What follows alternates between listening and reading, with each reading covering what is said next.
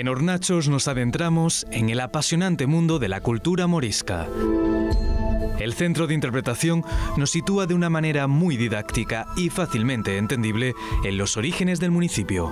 Este edificio se construyó en el siglo XV, esto es un pósito, es donde se almacenaba el grano y cada familia pues tenía dividido el pósito en diferentes partes, donde cada familia pues tenía su grano, aquello que sembraba. Es un lugar de referencia en la localidad de Hornachos, incluso yo me atrevería a decir que es un lugar de referencia a nivel nacional, porque es un sitio emblemático, Hornachos. Toda la población, toda la villa de Hornachos era morisca.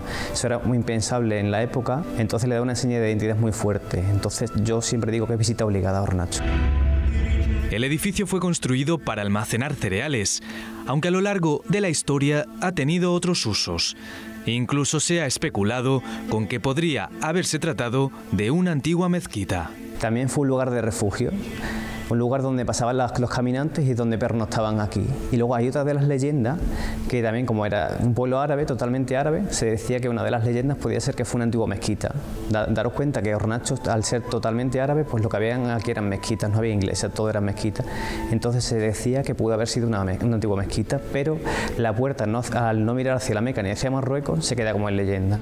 La hipótesis de que se tratara de una mezquita queda descartada, pero el legado morisco es tanto que el visitante se quedará fascinado al descubrirlo. La principal función es reflexionar sobre quién fueron estos moriscos y las diferentes etapas de la historia que tuvieron los árabes, que como ya sabéis seguramente que en el 711 cuando llegan los árabes a la península se establece hasta que en 1234 en este caso llega la Orden de Santiago, conquista la villa de Hornachos y al rey de la época se lo dona a esta orden.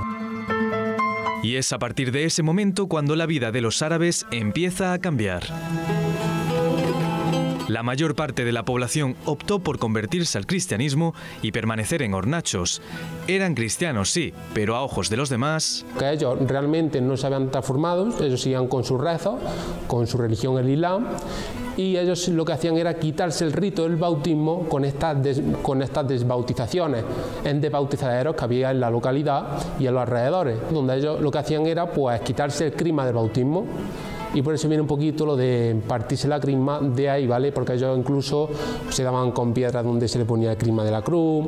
En el centro de interpretación, Carlos y Miguel se encargan de explicar la influencia que estos musulmanes españoles tuvieron en la localidad. Quien visita Hornachos no solo puede encontrar esta interpretación de la cultura morisca, sino que todo en sí, todo el pueblo tiene...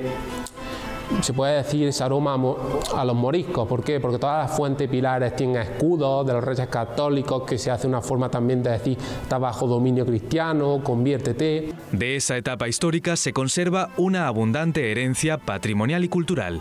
En el recorrido por el espacio museístico se representa la vestimenta típica, la artesanía o la expulsión definitiva de los moriscos. Como veis en los diferentes paneles podéis ver las imágenes de la morera. Los trajes representan cómo vestían en la época los árabes. Por ejemplo, la morera se cultivaba por el tema de los gusanos de seda, de ahí sacaban ellos la seda para hacer sus famosos vestimentas. Incluso también tenemos otros elementos como es la teja árabe, que hoy en día se sigue utilizando el mismo sistema de canalización de agua, que es con la cumbrera canal y limasa. Daros cuenta que con una misma pieza hacían ellos el sistema de canalización de agua. Las tinajas también que podéis ver se ponían principalmente en el convento de San Francisco y hacían como una especie de resonancia diferente, como si hubiera una especie de micrófono. A partir de 1610 se produce la expulsión definitiva de todos los moriscos.